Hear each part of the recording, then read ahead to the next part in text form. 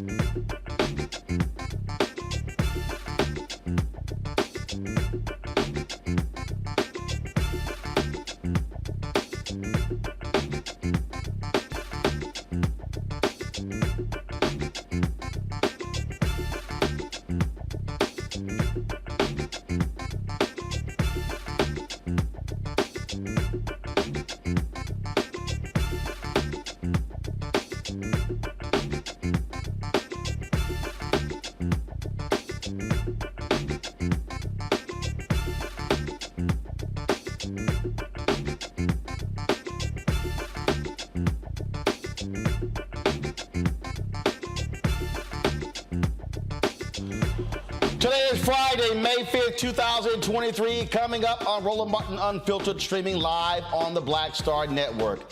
The NAACP Legal Defense Fund has won a significant victory against the Mississippi state government, temporarily restoring Jackson residents' voting power and voice in how justice is administered in the city.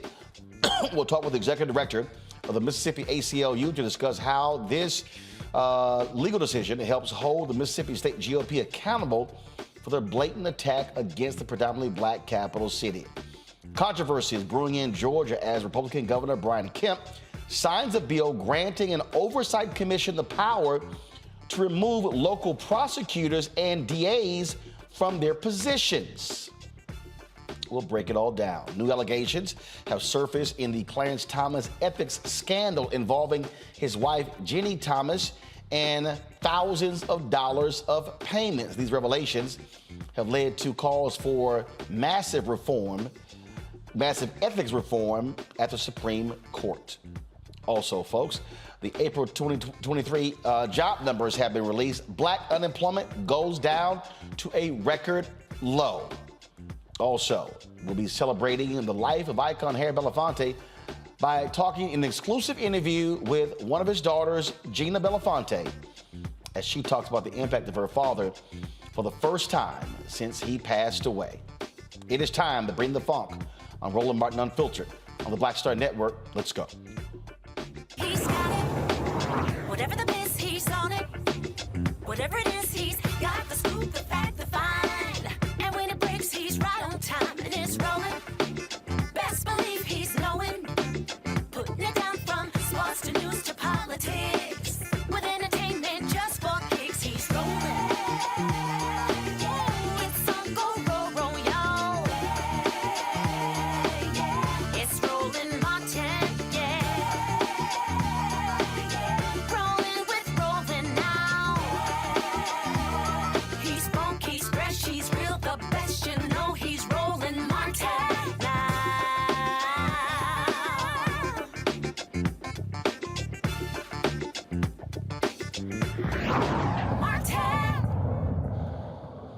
A temporary victory in Jackson, Mississippi, as a Hinds County judge halts the implementation of a section of a controversial bill that would expand law enforcement in the capital city.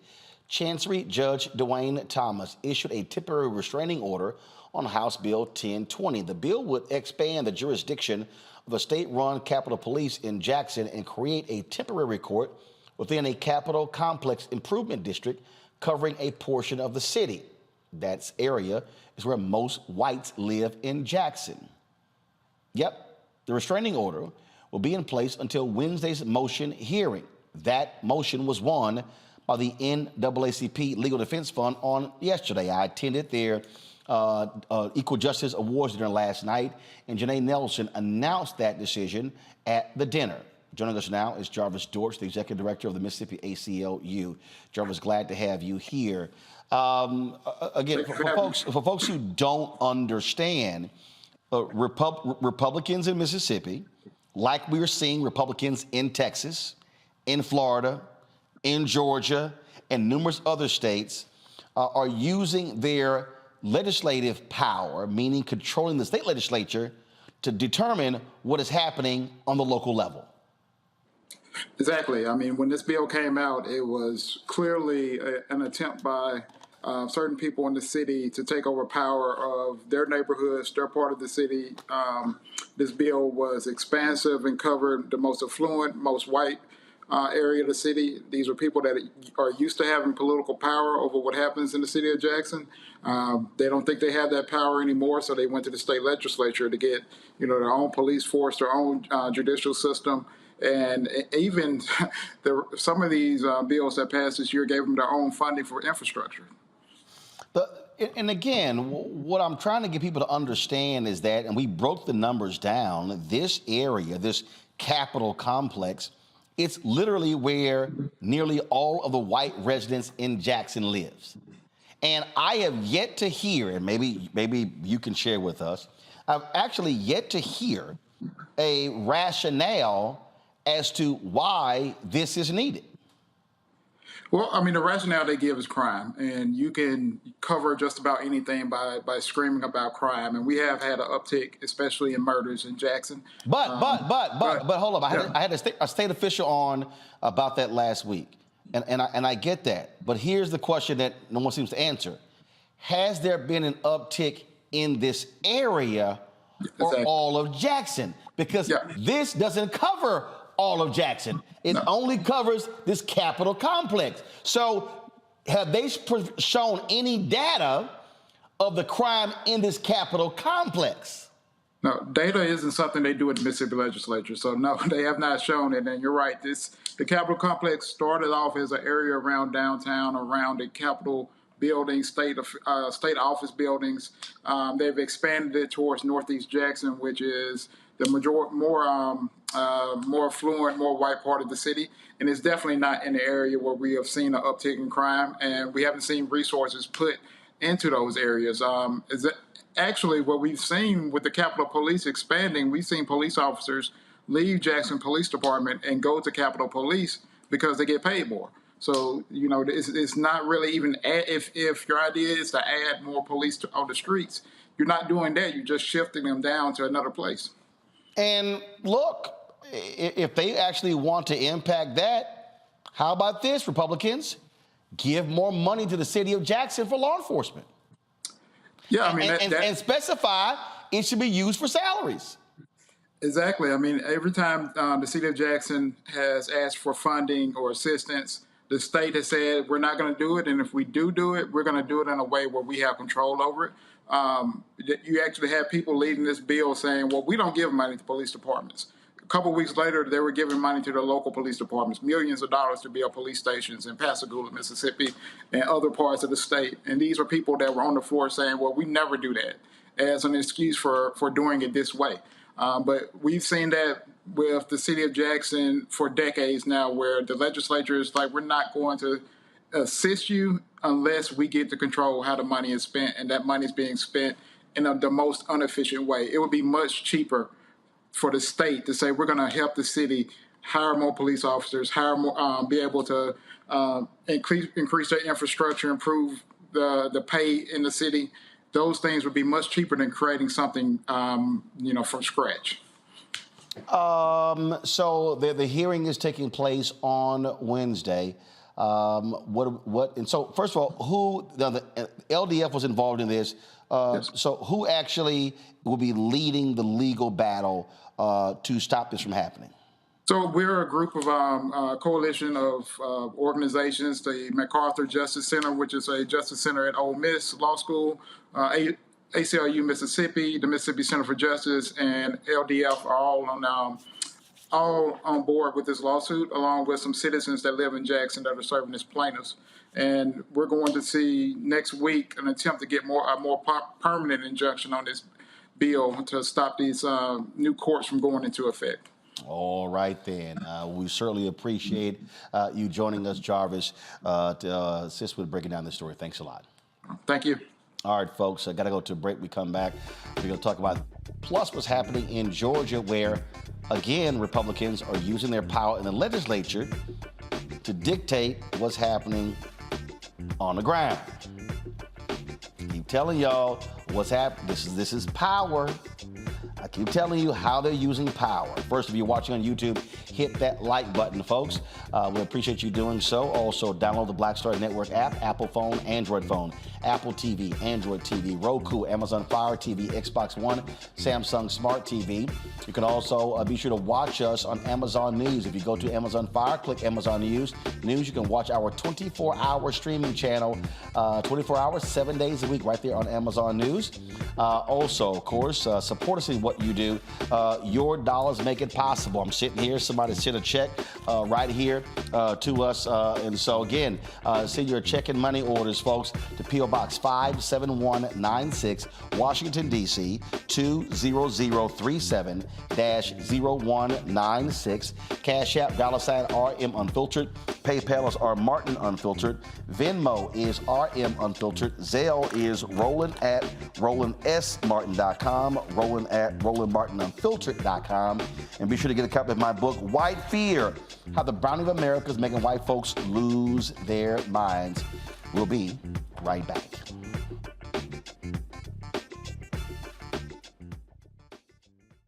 Up next on The Frequency with me, Dee Barnes, our special guest, Alicia Garza, one of the founders of the Black Lives Matter movement. We're going to discuss her new book, The Purpose of Power, How We Come Together When We Fall Apart. We live in a world where we have to navigate, when we say something, people look at us funny, but when a man says the same thing less skillfully than we did, right?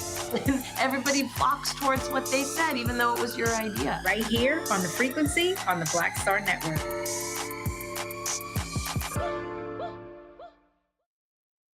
Next on the Black Table with me, Greg Carr, we look at one of the most influential and prominent Black Americans of the 20th century. His work literally changed the world. Among other things, he played a major role in creating the United Nations. He was the first African American and first person of color to win the Nobel Peace Prize. And yet today, he is hardly a household name.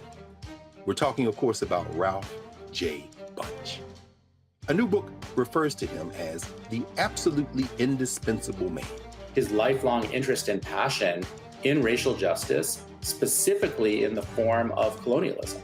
And he saw his work as an activist and advocate for the Black community here in the United States as just the other side of the coin of his work trying to roll back European empire in Africa. Author Cal Rostiala will join us to share his incredible story. That's on the next Black Table, here on the Black Star Network. Black TV does matter, dang it.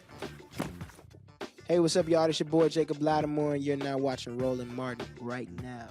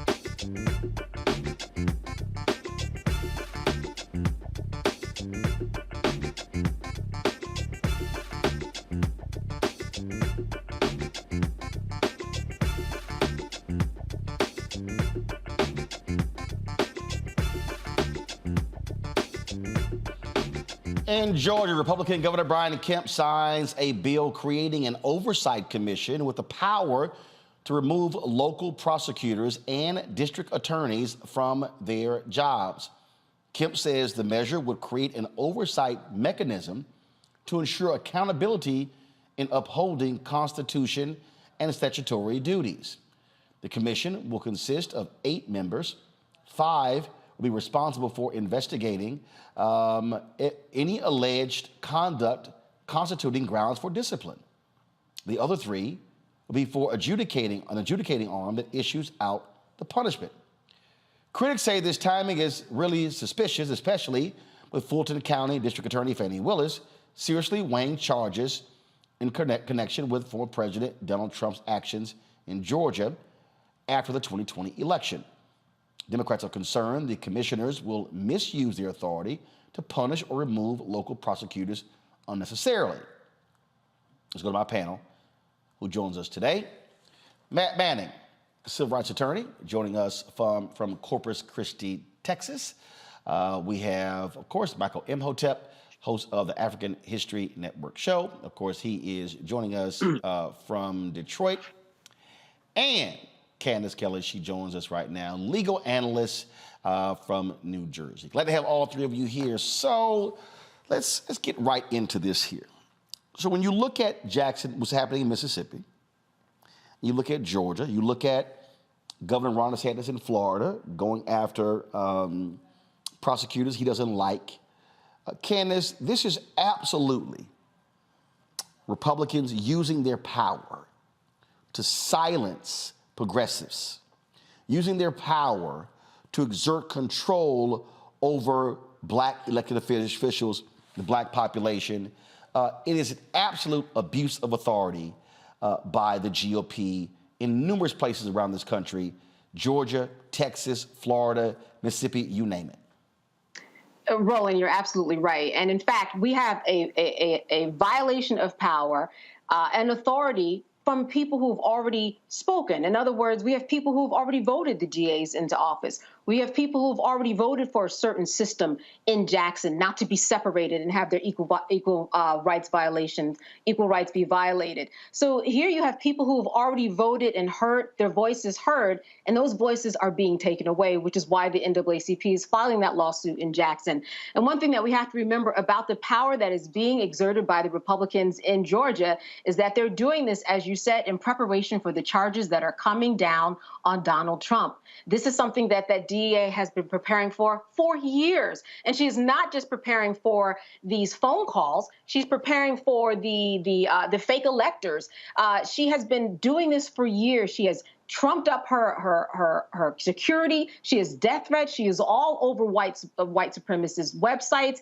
This is someone who is going for the gusto. They know she is coming, and they're using the power, and actually legal power so far, because it has not been protested. They are trying to go through a route that they know Trump has already laid down. He did this already in terms of voting in and making sure that the federal courts were built up with everyone who is a Republican. He's doing the same thing, and so are his political allies, by saying we're going to use the system and the power that we have to work in our favor. But we know that that DA in Georgia is not going anywhere, and that is what they most fear down there in Georgia.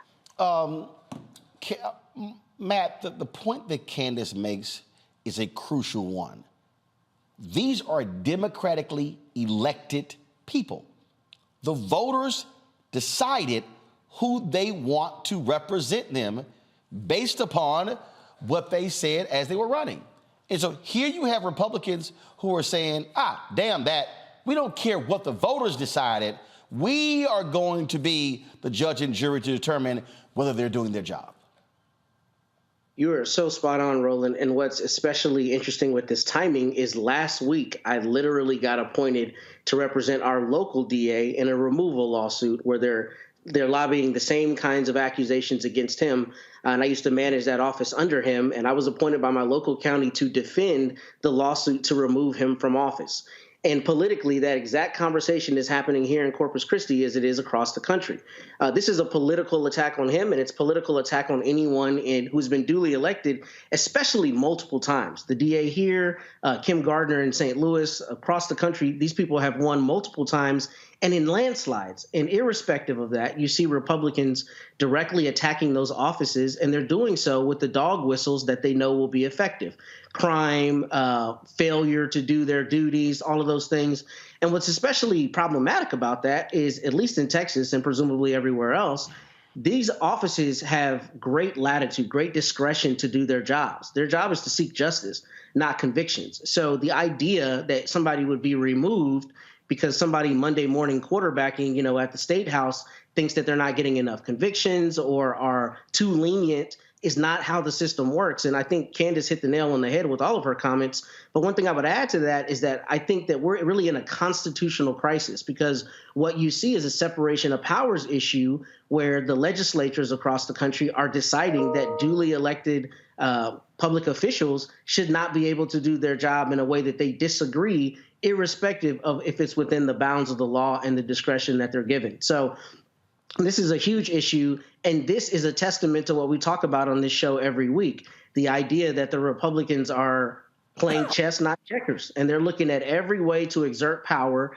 particularly in the local offices where that has the greatest meaningful effect on people's lives. What happens at the school board affects your child's curriculum. What happens with your DA affects, the policies, and whether those policies are rooted towards justice and rehabilitation or rooted towards deterrence and retribution. All of these things on the local level are very important, and that's why the Republicans have a full-on onslaught across the country against duly elected people using the dog whistles and the fake rhetoric that we see. We know is not true, right? Because the reality is the law gives them this discretion. But if you know your base is not listening to that and your base is energized by the anger, then it's easy to foment that kind of support that we're seeing in these state houses in Texas and Mississippi, Florida, so on. But Michael, I'll expand this. Matt brought it up in terms of how Republicans are targeting Kim Gardner, the circuit attorney there in St. Louis. They also are trying to take over the St. Louis Police Department, no different than the governor controlling the Kansas City Police Department. For all of these people who love talking about Big Brother, getting rid of big government and local control, it's amazing how they want to meddle in local affairs of locally elected individuals. Yes, Roland, but it's local affairs when it comes to largely African-American elected officials, when it comes to African-American ran and police departments. If we look at, I think it's important to note that both of these states are in the South. Both are former Confederate states also. Okay, I think it's important to note that Mississippi and Georgia. With Mississippi, when I first heard this story in Mississippi, when the story came out April 23rd, and Mississippi Today reported on it, and I said, okay, Governor Tate Reeves, it looks like they are doing this so they can have more control over policing African Americans. But as I got deeper into the story, the Capitol Complex Improvement District is largely the white, more affluent area of Jackson, Mississippi. No, not largely. Nearly all whites in Jackson live in the complex. Yeah. So what this sounds like is the white governor, Tate Reeves, through the state legislature, this passed the House and the State House and Senate, they're taking power away from Jackson, Mississippi, led by Chokwe Lumumba, African-American man. And the state government is going to have more control over, it sounds like, protecting white people in Jackson, Mississippi. When you look at Georgia, Brian Kemp, and I have to take it here, I told African Americans in Georgia back in 2018 when Stacey Abrams was running that Stacey Abrams' policies were better for African Americans. So many of them said, oh, Stacey Abrams doesn't have a black agenda. I said, Brian Kemp has a black agenda. He has an anti-black agenda, okay? And the anti-black agenda is worse than, quote unquote, not having a black agenda. But you look at this here, it appears that this is designed to take away power for someone like a Fannie Lewis, who is going to prosecute Donald Trump. Again, what we're looking at here is very simple, and that is Republicans not liking any policy or a leader that they don't like. What this is about is them saying to the voters, the hell with who you elected. We don't care who you chose. We are going to determine how they do their job. When the folks in Texas want to control, again, to order a new election, and you pass a law that only applies to one of the 254 counties in all of Texas. One, Harris County. Again, that's targeting democratically elected folk who happen to be largely Democrats in Texas. That's how they're using their power. And so I'm gonna say it again. A lot of y'all and some of the people who y'all know, and some of your family members and friends, y'all can listen to these yahoos, these so-called new black media people, folks who don't know jack about politics. Y'all can listen to them talk all day. Y'all can listen to them talk about not voting. Y'all can listen to them try to call somebody a shield, whatever you want to call them. What the Republican, listen to me very clearly, because those yahoos are not going to tell you what I'm about to tell you. The Republican Party is absolutely focused on limiting and eliminating black voices. It's fundamentally clear what they are trying to do. When you see the attack on Soros-funded DAs, they do not want to see the sister in Florida, who we had on the other day. They did not want to see Marilyn Mosby. They don't want to see Alvin Bragg. They don't want to see Fannie Willis. They can't stand the white guy Larry Krasner in Philadelphia. They don't like they hate Kim Gardner. They don't like anybody. They hate the white progressive DA in Los Angeles. What I'm trying to get y'all to understand is if you sitting your ass on the sidelines, but you talking about how you want certain policies, how you gonna get them? How are you going to get the policies you claim you want if the very folk who are put in office to give you the policies you want are stopped? When you had Aramis Ayala, elected state prosecutor in Florida, no, I am not going to prosecute death penalty cases. Matt knows this. Any lawyer knows, Candace knows this.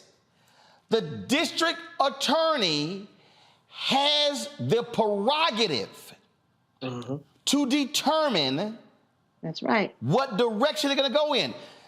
This Brian Kemp law, the DA, let me be real clear to everybody listening and watching.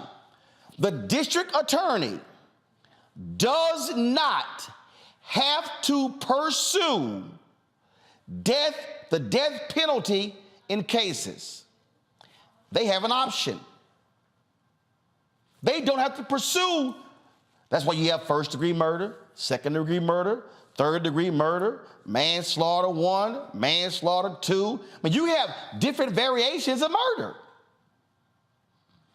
It's their judgment. What Republicans are saying is, we don't like your judgment. We are going to judge and decide what you should do. So therefore, if the people work their butts off to go to the polls, to put Fannie Willis in, to put Kim Foxx in, we're going to remove them. And we don't really care what you think. We're going to remove them. DeSantis removed a white prosecutor in Florida. Was it Andrew Weber? I forgot his last name.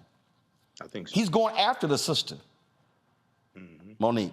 Y'all, this is real. And so when you sit out the gubernatorial race, that's how the Ron DeSantis win. When you sit out the gubernatorial race in Georgia, that's how Brian Kemp wins. When 75% of young voters 18 to 30 in Texas don't vote, that's how Greg Abbott gets reelected. And so if you're sitting here now going, well, this is a damn shame, what did you do about it? Mm-hmm. What did you do about the state Supreme Court of North Carolina? Folks, we're laying these things out to you because you need to understand the game plan that they are executing is completely focused on limiting and eliminating black representation unless you are a black Republican. Y'all better recognize, because they're not stopping. They're going full steam ahead. And we had better respond accordingly. You're watching Roland Martin Unfiltered on the Black Star Network. Hatred on the streets, a horrific scene, a white nationalist rally that descended into deadly violence. White people are losing their damn minds.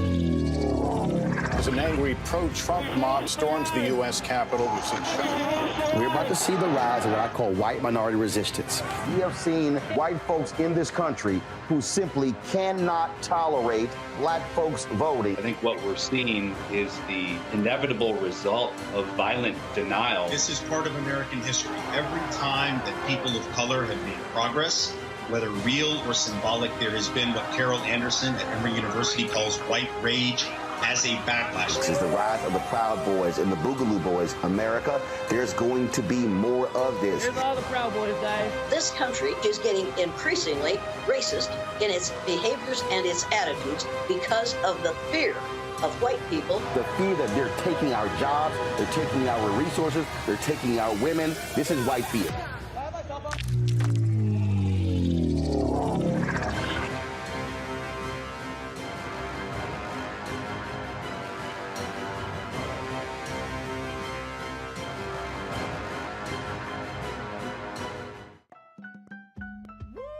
We're all impacted by the culture, whether we know it or not. From politics to music and entertainment, it's a huge part of our lives, and we're going to talk about it every day right here on The Culture with me, Faraji Muhammad, only on the Black Star Network.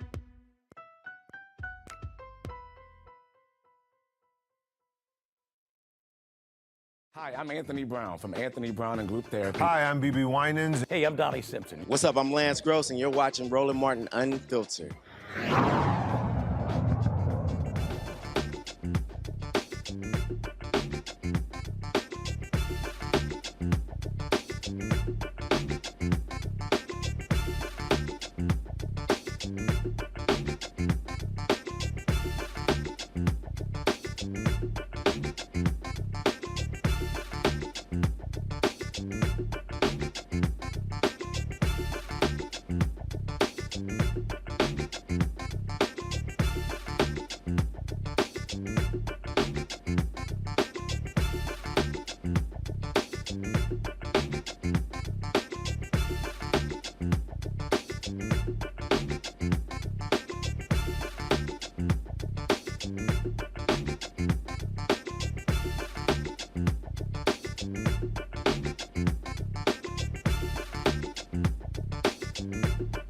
All right, folks, the black unemployment rate in America is now a record low.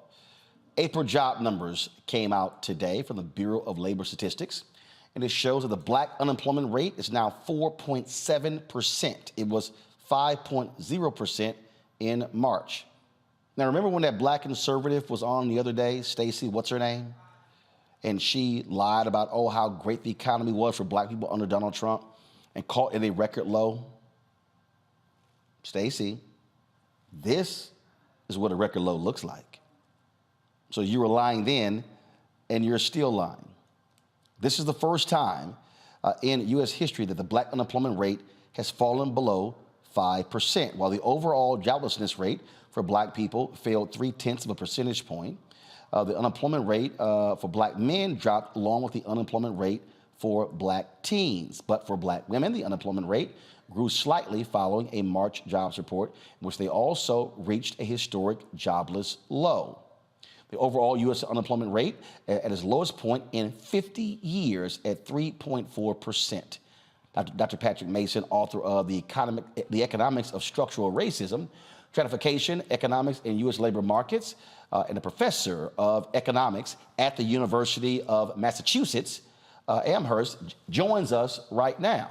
All right, Patrick, glad to have you here. So when we look at these numbers, when the Larry Summers of the world were like, oh, we got to lower inflation, which means we got to cause unemployment to go up, which is still stupid to me. And these people are yelling, oh, how awful the economy is. Just explain to me, if the economy is so awful, how do we keep setting unemployment records? Well, the economy is not as awful as people like Summers might want to make it. I mean, he's looking solely at inflation, and that's all he's worried about. I am much more worried about whether or not African Americans have jobs. Right? I mean, the best way to keep people out of poverty is to make sure that they have a job. The best way to make sure that people can pay their mortgage is to make sure they have a job. The best way to make sure that they can keep their children in college is to make sure they have jobs. Health insurance is tied to a job.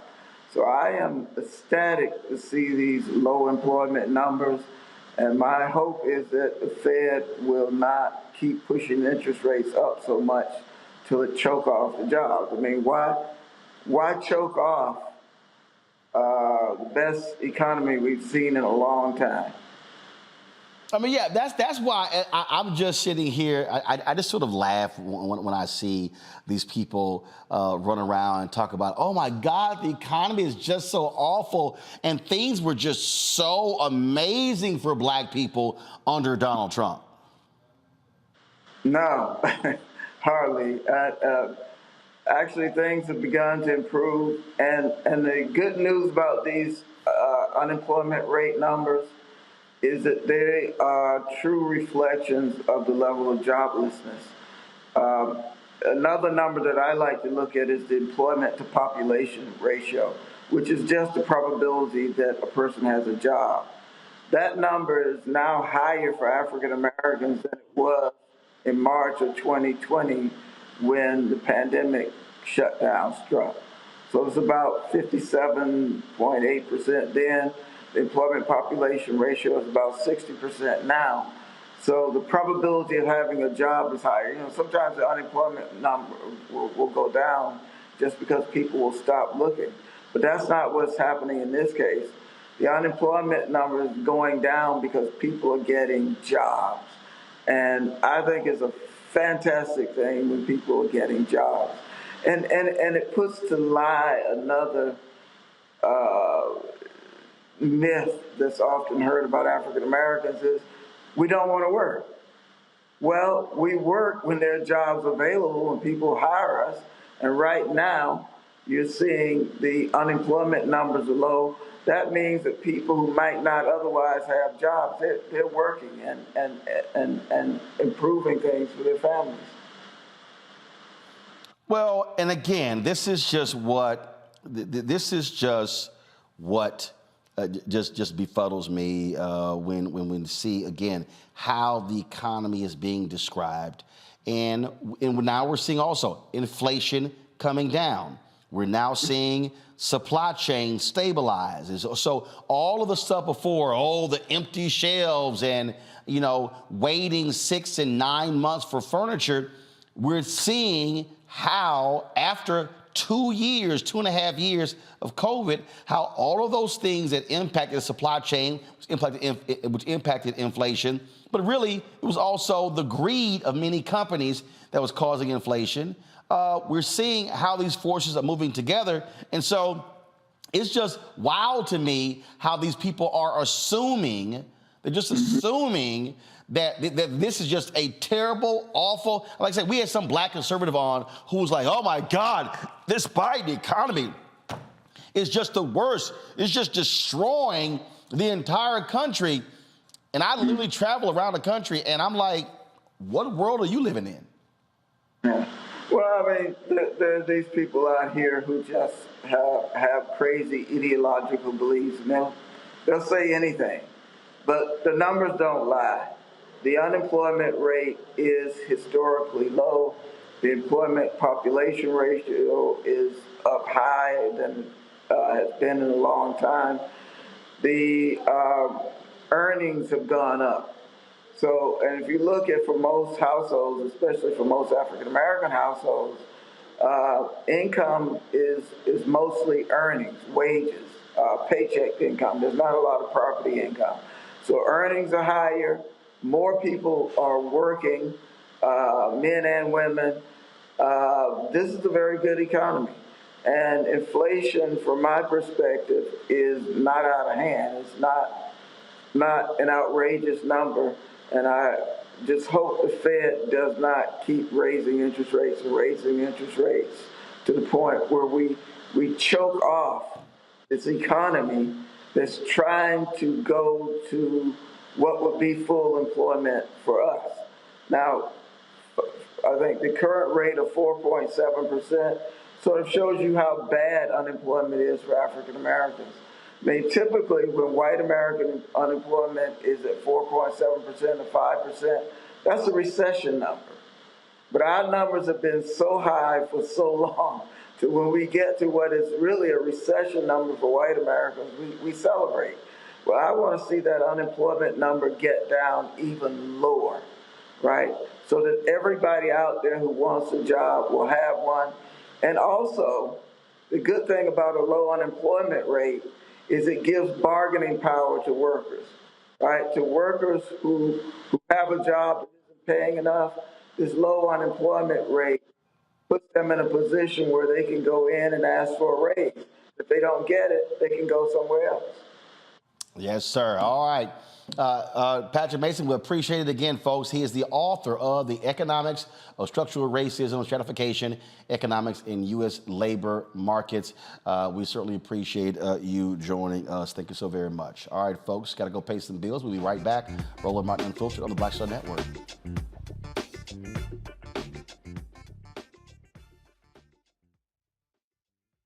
When you talk about blackness and what happens in black culture, we're about covering these things that matter to us, speaking to our issues and concerns. This is a genuine people-powered movement. There's a lot of stuff that we're not getting. You get it, and you spread the word. We wish to plead our own cause. Too long have others spoken for us. We cannot tell our own story if we can't pay for it. This is about covering us. Invest in black-owned media. Your dollars matter. We don't have to keep asking them to cover our stuff. So please support us in what we do, folks. We want to hit 2,000 people, $50 this month, raise $100,000. We're behind $100,000, so we want to hit that. Y'all money makes this possible.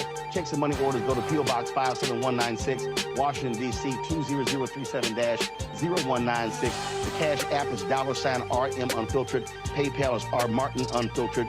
Venmo is RM Unfiltered. Zelle is Roland at RolandSMartin.com. On a next, A Balanced Life with me, Dr. Jackie. What does it mean to actually have balance in your life? Why is it important and how do you get there? A masterclass on the art of balance. It could change your life. Find the harmony of your life. And so what beat can you maintain at a good pace?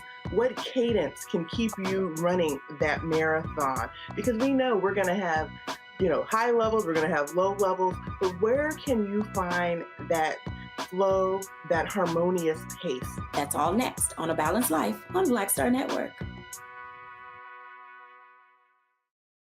What's up? I'm Dr. Ricky Dillard, the choir master. Hey, yo, Peace World. What's going on? It's the Love King of R&B, Raheem Devon, and you're watching Roland Martin Unfiltered.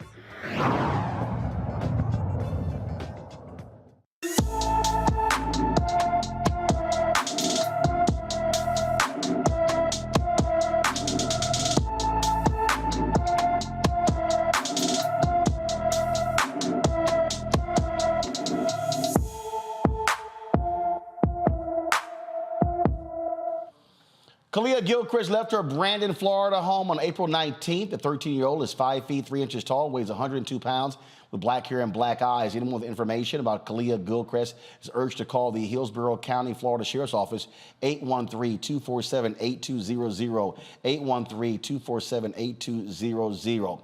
Folks, in a stunning turn of events, St. Louis, Missouri's Circuit Attorney Kim Gardner resigned from her position amid allegations of negligence. Gardner faced intense scrutiny in recent months, with Republican leaders in the legislature, including Attorney General Andrew Bailey, calling for her ouster.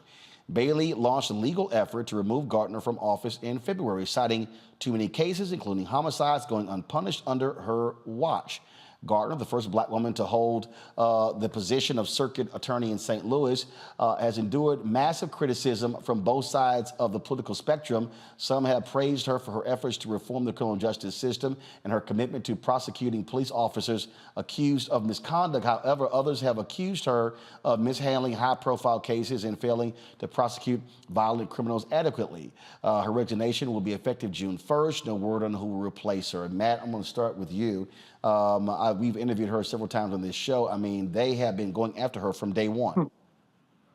Yeah, they have. They weren't happy at all about her being elected. And what you see with prosecutors that, you know, the powers that be, if you will, don't want to get elected is they start out never giving them the benefit of the doubt, not allowing the policies to work, picking apart every little data point that they can to show that they're either ineffective or incompetent. And that's what's happened with Kim. And it's especially the truth when you have somebody like Kim, who is internally very strong and is not going to cower and is not going to back down, irrespective of whoever is opposing her. So, you know, that didn't help her in terms of necessarily making friends, but this is precisely the kind of politician that you should want, a person who says what they're going to do and then does what they said they were going to do. And that's been the problem is, you know, there are people who cannot deal with her strength, I think, realistically. Now, I think there are some objective questions about the office and whether it's working the way it should be. As you said, both sides of the aisle have had criticisms, but that's inherent in a job like this, particularly one where a prosecutor is given a lot of latitude to make the decisions that she thinks are appropriate. You know, everybody reading headlines first never knows how the criminal justice system works, and two, ascribes to that prosecutor all of the responsibility for things, quote, going wrong, when in reality, there are a lot of other players in the criminal justice system that don't always get that same focus.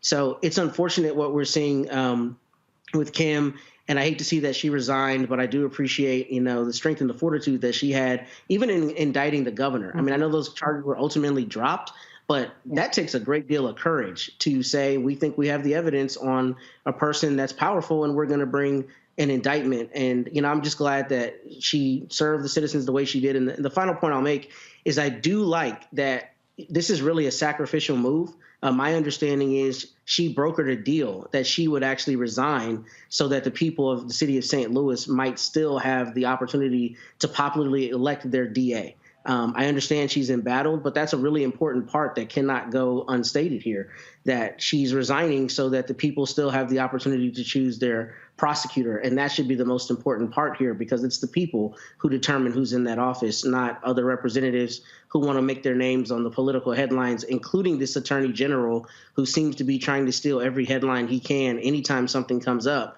And presumably he's, you know, got his sights on some higher office. So I think there's more at play here than questions about her, you know, performance. Candace, we had her on a couple of months ago talking about this very issue with the Attorney General. And again, it has been a constant attack on her repeatedly. She said today that you had judges who were literally telling lawyers to leave her office was good for your career. I mean, she was dealing with a whole lot of stuff from various quarters. She was. And Roland, here's what's key. Like Matt said, they were nitpicking at her, and they're not done. They will more than likely bring her up in charges in the future for failing to carry out and perform her duties.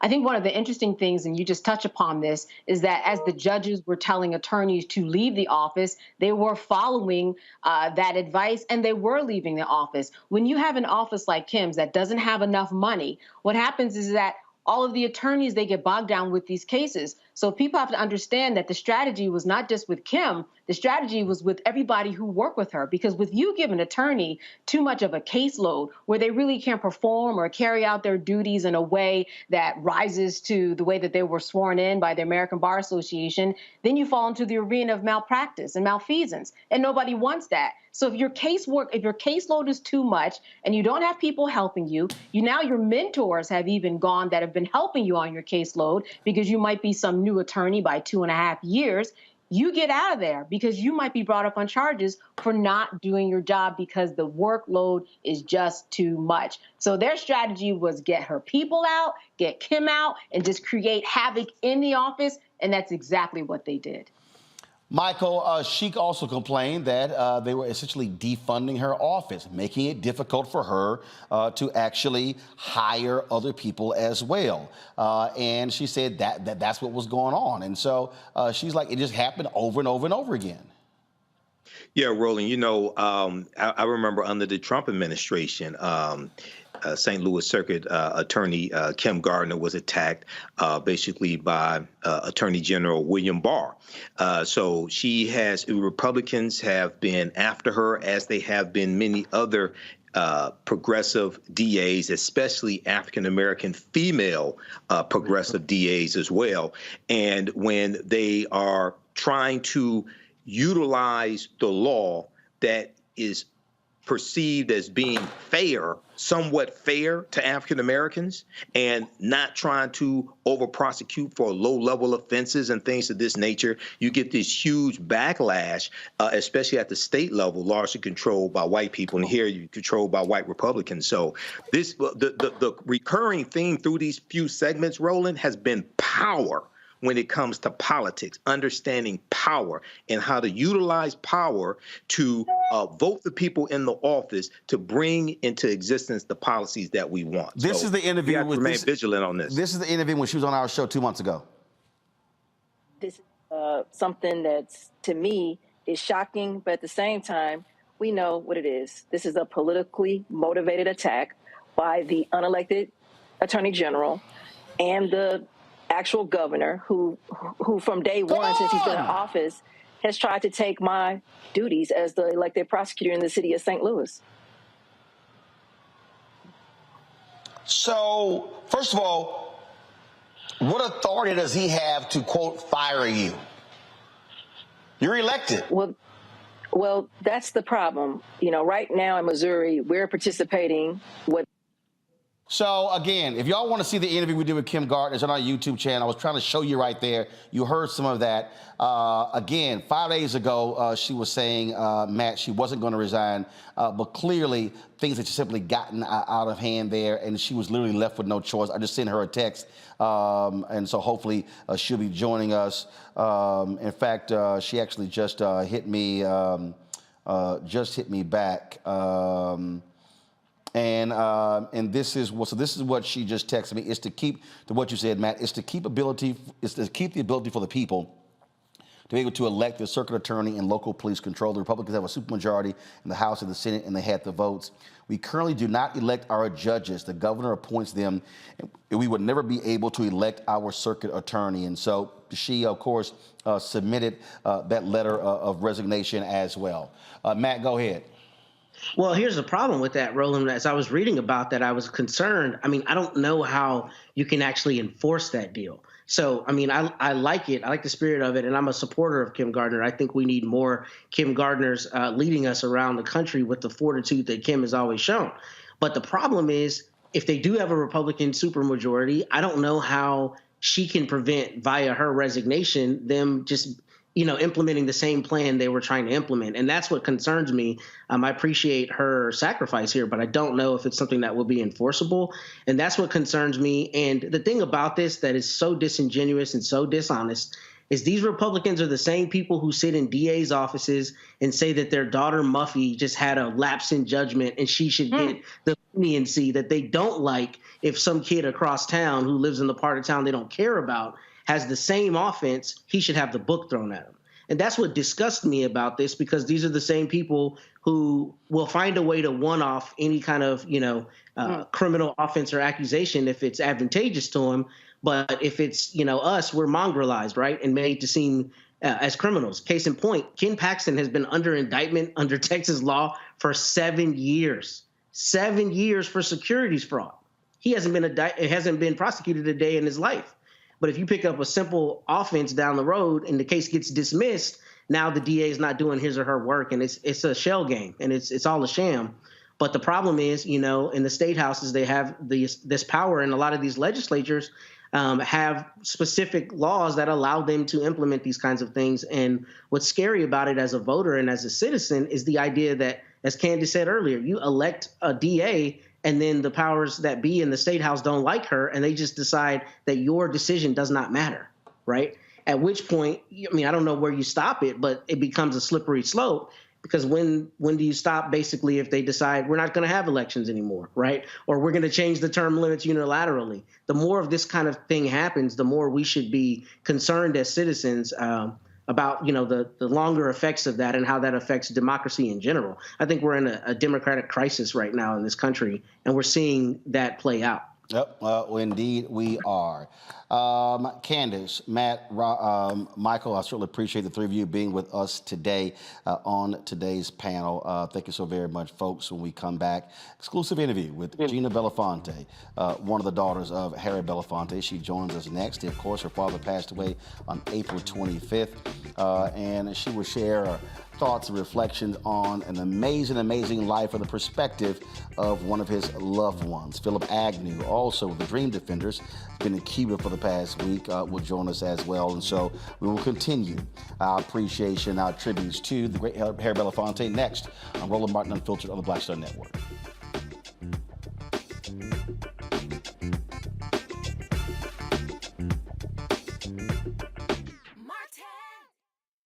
When you talk about blackness and what happens in black culture, we're about covering these things that matter to us, speaking to our issues and concerns. This is a genuine people-powered movement. There's a lot of stuff that we're not getting. You get it, and you spread the word. We wish to plead our own cause. Too long have others spoken for us. We cannot tell our own story if we can't pay for it. This is about covering us. Invest in black-owned media. Your dollars matter. We don't have to keep asking them to cover our stuff. So please support us in what we do, folks. We want to hit 2,000 people, $50 this month, raise $100,000. We're behind 100,000, so we want to hit that. Y'all money makes this possible. Check some money orders. Go to P.O. Box 57196, Washington, D.C. 20037-0196. The Cash App is $RM Unfiltered. PayPal is R Martin Unfiltered. Venmo is RM Unfiltered. Zelle is Roland at RolandSMartin.com. Up next on The Frequency with me, Dee Barnes, our special guest, Alicia Garza, one of the founders of the Black Lives Matter movement. We're going to discuss her new book, The Purpose of Power, How We Come Together When We Fall Apart. We live in a world where we have to navigate, when we say something, people look at us funny, but when a man says the same thing less skillfully than we did, right? Right. Everybody flocks towards what they said, even though it was your idea. Right here on The Frequency on the Black Star Network.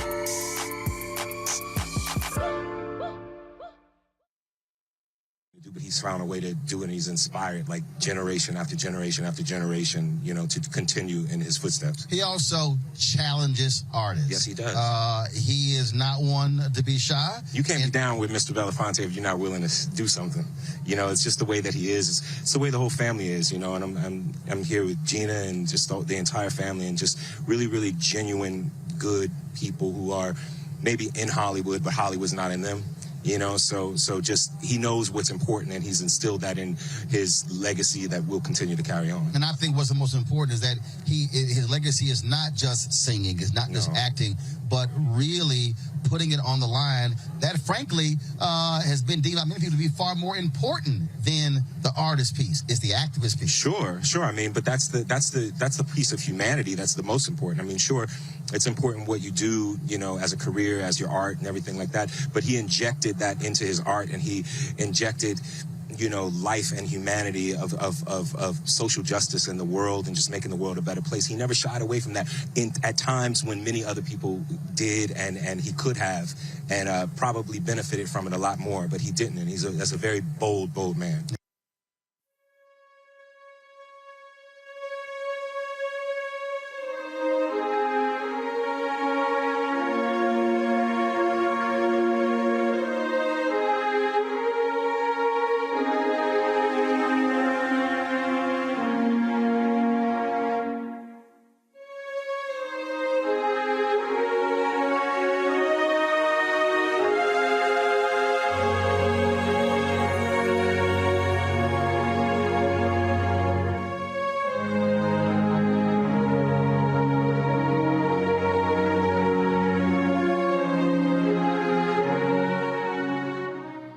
It was April 25th when the world found out that Harry Belafonte passed away at the age of 96 at his home in New York City. It was 4 years ago when he retired from public life, and he, of course, led an amazing life.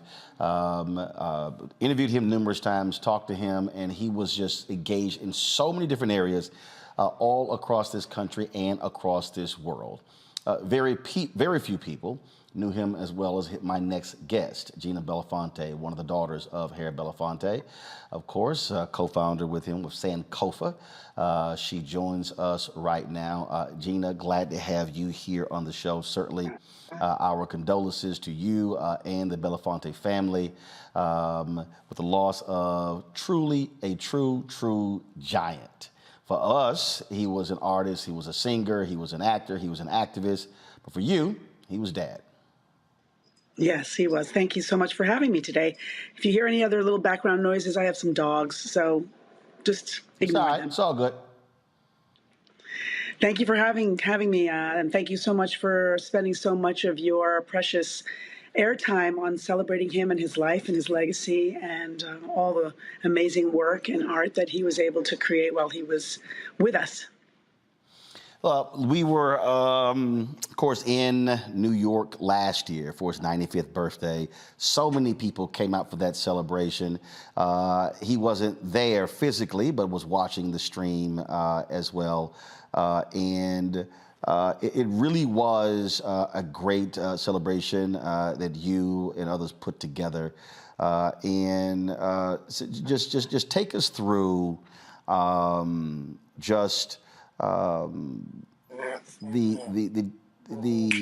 family perspective of who he was, as opposed to what everyone else knows from the public persona of Mr. B.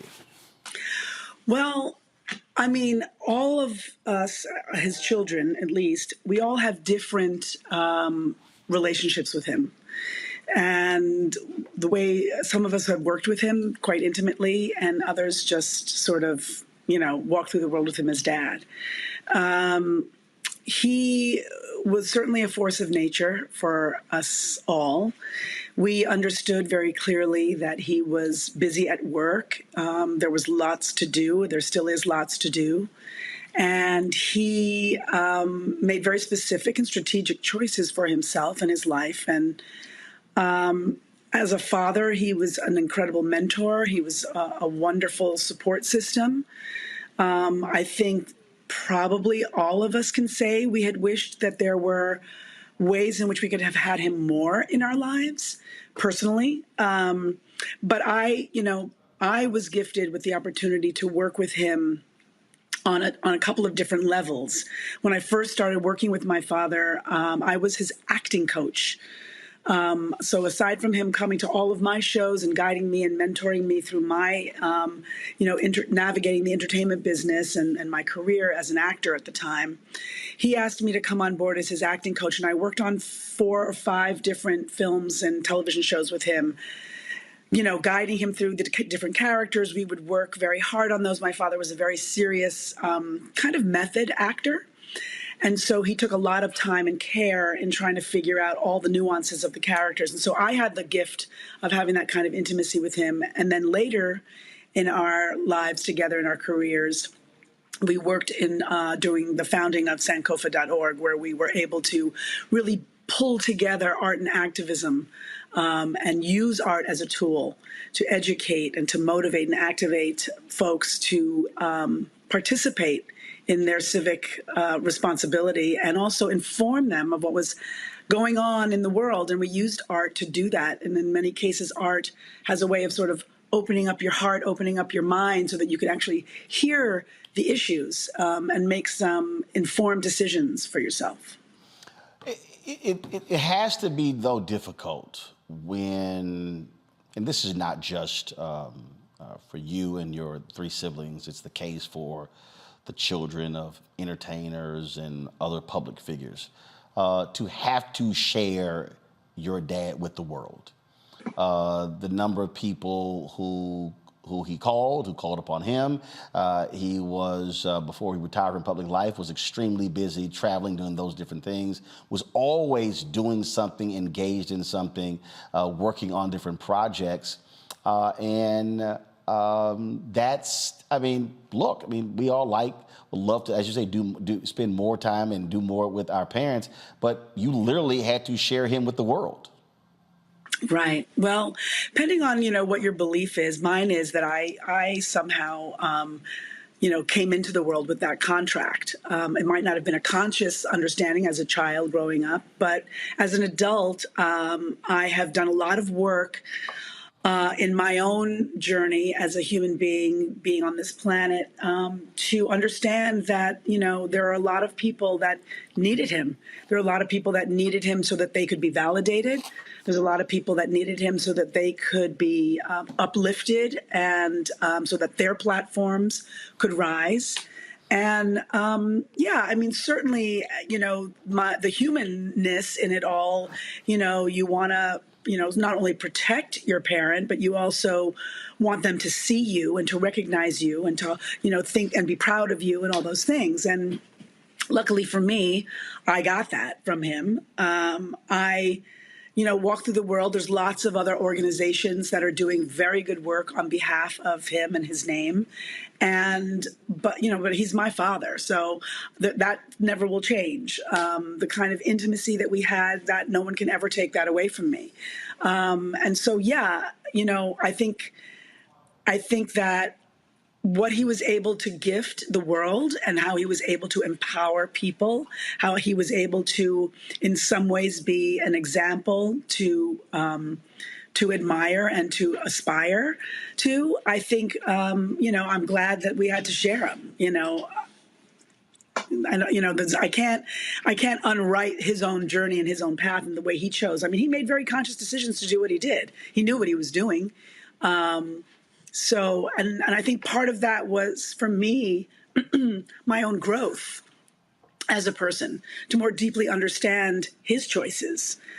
I don't make necessarily the same choices that he makes as it relates to my parenting skills in the way of my relationship with my daughter. But I do appreciate that he walked his talk and he did what he needed to do for his journey. And I am deeply appreciative that I, growing up, also gravitated to what he was interested in. Not everyone in my family wanted to do things the way he wanted to do them. I personally really dug the way he did the things that he did. I liked the way he had a strategy around something. I liked the way in which he chose what he wanted to do and what he didn't want to do.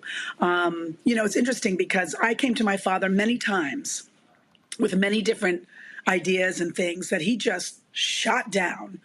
And I mean, it could have ruined me, but instead what it did is it reinforced in me that there must be a better idea inside.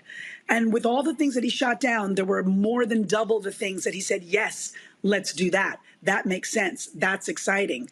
So he's instilled in me a way to look at walking through the world in a strategic and very intentional way.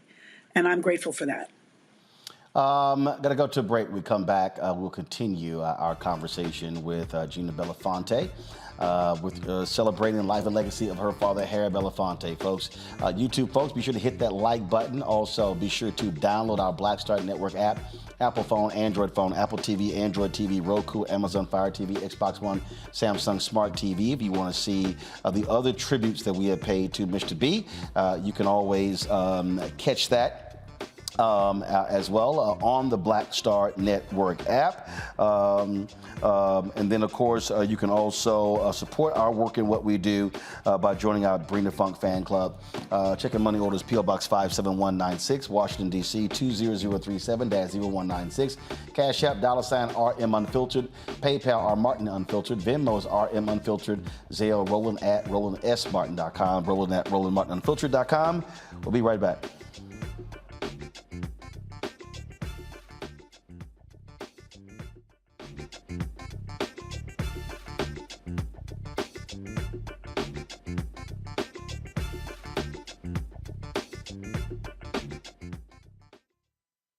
Hatred on the streets, a horrific scene, a white nationalist rally that descended into deadly violence. White people are losing their damn minds. As an angry pro-Trump mob storms the U.S. Capitol, we've seen shooting. We're about to see the rise of what I call white minority resistance. We have seen white folks in this country who simply cannot tolerate black folks voting. I think what we're seeing is the inevitable result of violent denial. This is part of American history. Every time that people of color have made progress, whether real or symbolic, there has been what Carol Anderson at Emory University calls white rage as a backlash. This is the rise of the Proud Boys and the Boogaloo Boys. America, there's going to be more of this. Here's all the Proud Boys, guys. This country is getting increasingly racist in its behaviors and its attitudes because of the fear of white people. The fear that they're taking our jobs, they're taking our resources, they're taking our women. This is white fear.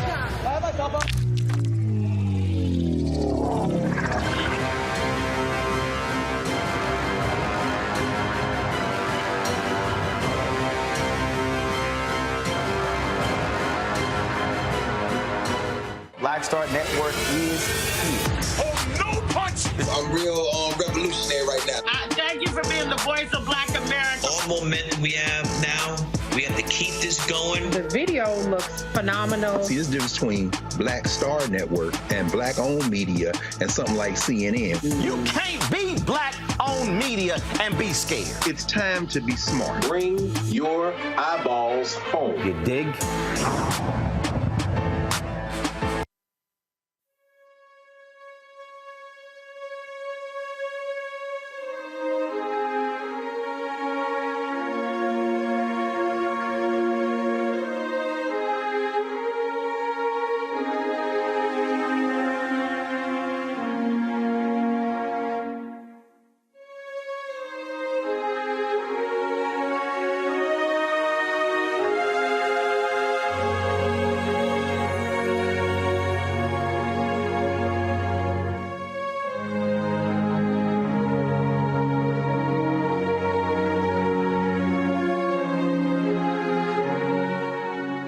Of course, to the folks who are watching who may not realize, when we dedicated our studios here in Roland Martin Unfiltered, we unveiled this portrait of Mr. B. This was actually commissioned. It was an artist who did this when The Gathering had their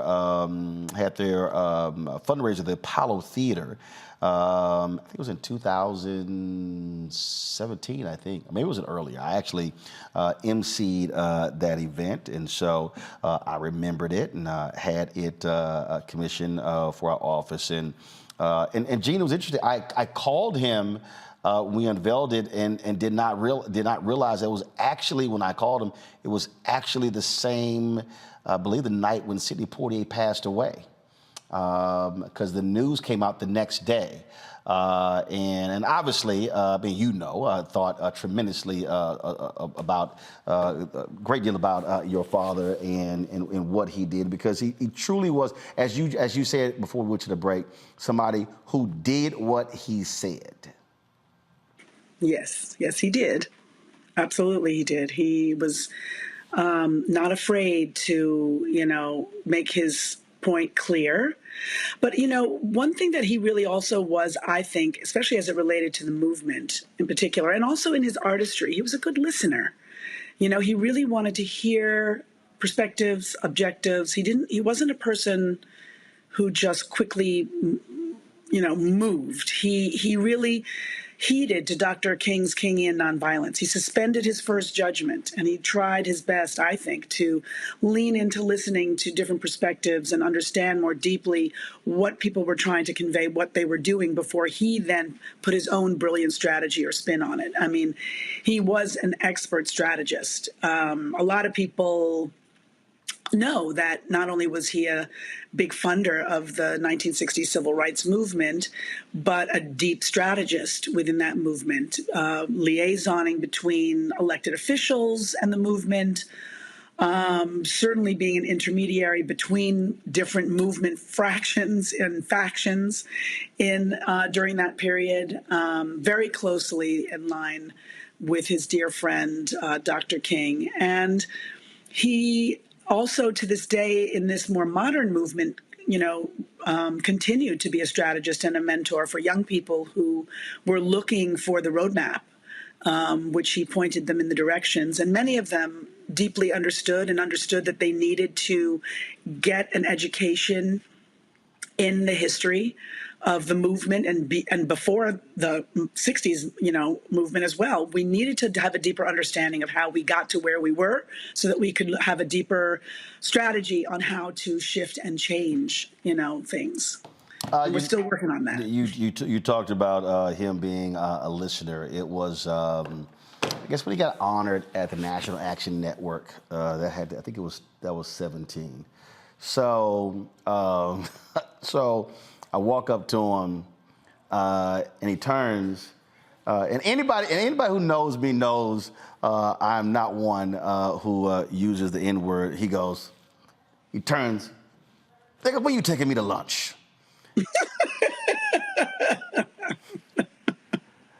I looked at him and I went, I said, "No, we're going to talk about this N-word thing." But I thought you were going to say to me that you turned to him and you said, "Nigga, where you want to go?" No, but I did say, so where you want to go? He was like, I said, you let me know. So we worked the date. I got on the train. We came to New York. We settled on Ruth Chris Steakhouse in Manhattan. Nice. And so we're sitting there, and he was working on a book. And we're talking, and I want to listen to him. He's like, "No, I want to listen to you." He's like, he was big like that. He goes, "I want to hear your thoughts." Yeah, no, he was not a person who just wanted to run his mouth. He wanted to really. And I said, "No, I want to hear." He said, "No, I want to hear what you think." He said, "So I got some questions for you, and I want to hear what you think about all these things." And I'm like, "I'm not trying to say that. I want to hear what you." So we like going back and forth. I'm like, "Okay, fine, ask your question." Yeah, I mean, he was interested in what other people thought and what their perspectives were, and he wanted to see if there was a way in which he could support not only what they were doing, but maybe offer them a different strategy or a different way to look at, whatever it is that they were trying to accomplish. He was so fond of you, Roland. He really believed in your platform, your work. He believed in the way in which you wanted to be unapologetically Black in the space and really give us a platform where we can be who we truly are and speak the way we speak and say what's on our hearts. And that is something that I hope you know. He was very, very, very fond of you and really appreciated you. Probably one of the funniest things, so he calls me. So this is before the Many Rivers Festival. So he calls me, and so he's trying to drive attention for the event. And so phone rings, and it was always hilarious because he always blocked his number. So it was like no caller ID. So I was like, oh, who the hell? So I answer, "Hey, this is Roland Martin. Hello." I was like, "Mr. B, how do you know it's me?" I said, "Who the hell else sounds like this?" I said, "Ain't nobody else sound like this." and he just busts out laughing. He just cracks up laughing. And that was the thing that people, I don't think, again, people would see him speak and they would just do all this, but had no idea he had an absolute ridiculous sense of humor. Yes, he did. He did. He liked to tell jokes. He liked to definitely uplift people and make people laugh. And he was a very, very, very funny and very witty person. And thank goodness, because he was so articulate about the issues and about his conviction of them and his conviction of what it was that he wanted to accomplish. So he was very funny and always, found a way in which to, have his humor come through. And he absolutely understood in terms of when the race is finished. What I mean by that is when he made that phone call, so we come to New York and we sit down and do the interview. And when the interview was over, we're sitting there and or maybe it was before they were setting up. That was after. It was after. And we're talking. He said that I think he had just gotten over a bout with pneumonia. He said, I almost canceled this interview. And he was talking and I saw at a former producer who was talking about that at this discussion he was talking about death. No, he wasn't. He was not talking about what he was talking to me, because first of all I'm like, he was talking to me. He wasn't talking to anybody else. He said, this may be my last interview of this type, and he was preparing the withdrawal from public life. Sure. And he was, and we talked about the different things that he was working on.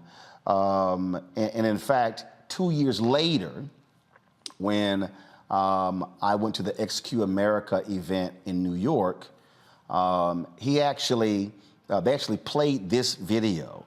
And I reached out to them, because I remember watching it then, and was just blown away by it. But also what he had to say about what he did in his life, but even in that, the call to action. I want to play that and then talk to you on the flip side. Y'all go ahead and play it. I am very sorry that I'm not able to be with you in person. This, as a matter of fact, may be my last hurrah. But I want to welcome all of you here and to tell you that I think everything I've done with my life, all that I've tried to do with the many people I've encountered, from Paul Robeson to Dr. King to Nelson Mandela and others, I've walked my journey, and I don't think that there's much more left for me to say. If you happen to catch me on the street with a camera, or you happen to catch me in some public place, then I'm going to be sure I don't do anything that will embarrass anyone.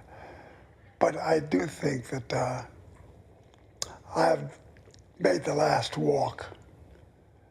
I think I've done my turn. And I just want to get out here and observe the universe that I am leaving behind, with a sense of satisfaction that I've done all I could do and wanted to do and was able to do. And now it's time for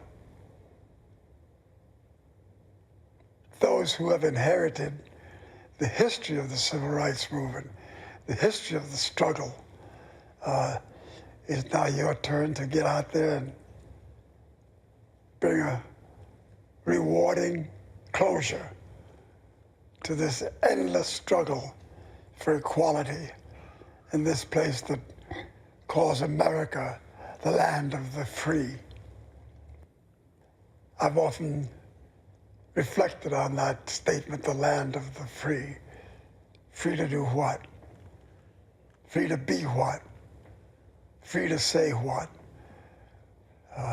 It's not been that free for many of us, but before this is all over, it will be. And a lot of that is dependent on where you take it. Thank you. That was plain. It was just stunning to watch it because he said, "I've done all I could do and I want to do, and now it's your turn." Yeah, I think that, different people age differently. You look at a person like Norman Lear, and then you look at it, someone like Sidney, who really retreated from public life. I think my father understood in some ways what was happening to him physically more than anything else. I mean, to the end, my father was very, communicative. If you asked him a question, he could answer it, kind of a thing. But I think that, it just became more difficult for him to pull for the words and more difficult for him to struggle to articulate. He's such an articulate person. And I think he wanted to leave the world with an image of himself that was intact, that, we didn't think of someone who was diminished. And, he like I said, he's a high school dropout and such an articulate person. He was able to pull from his own, study, words and sentences, phrases and sentiments that, and so had such a beautiful, use of language. So I think that, I think he wanted to pass the baton quite specifically to a lot of people, who need to carry it forward. It's going to take a lot of us to get this work together and done. And, he did all that he could do. I mean, at that point in his life, what more could we draw from him that he hadn't already put forward for us to carry forward? It's interesting because I think he also understood that in some ways, whatever new models or approaches we might come up with moving forward, they were not things that were at his own imagination or disposal. He was a craftsman for much of the architecture alongside some of the most brilliant minds of the civil rights movement. And he learned from his peers. He learned from Dr. King. He learned from Fannie Lou Hamer. He learned from Bayard Rustin. He learned a lot from all those people and did his best to take their legacies and continue to move it forward and instill it in all of us, and challenged all of us to learn and understand the deeper truths of all of them.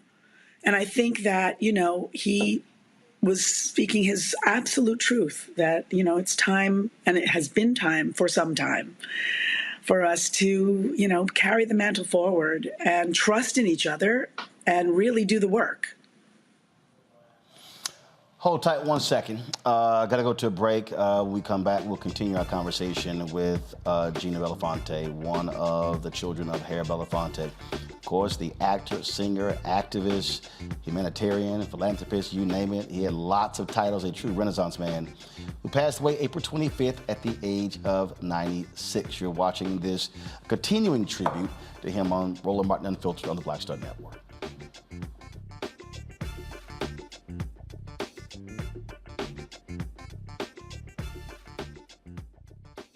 Next on The Black Table with me, Greg Carr, we look at one of the most influential and prominent Black Americans of the 20th century. His work literally changed the world. Among other things, he played a major role in creating the United Nations. He was the first African American and first person of color to win the Nobel Peace Prize. And yet today, he is hardly a household name. We're talking, of course, about Ralph J. Bunche. A new book refers to him as the absolutely indispensable man.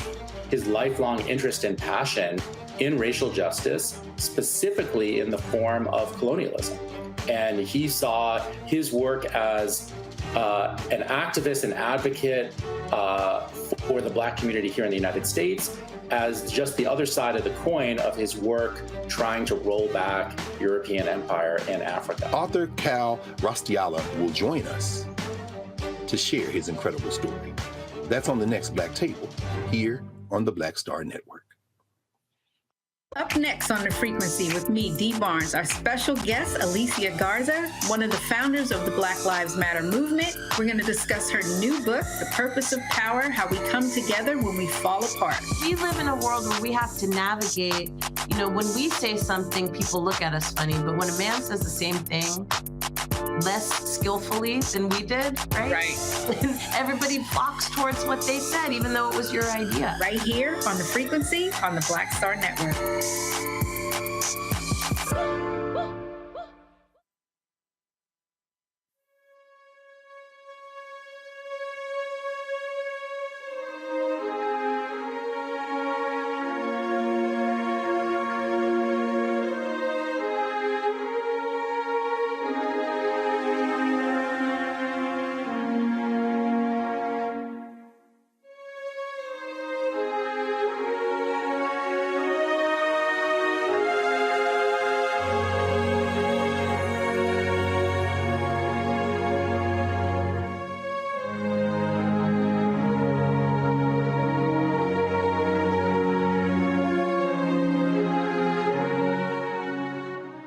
All right, folks, welcome back to Roland Martin Unfiltered. One of the things that, Gina, I always thought it was interesting is that your dad did not just want to hang around people his age.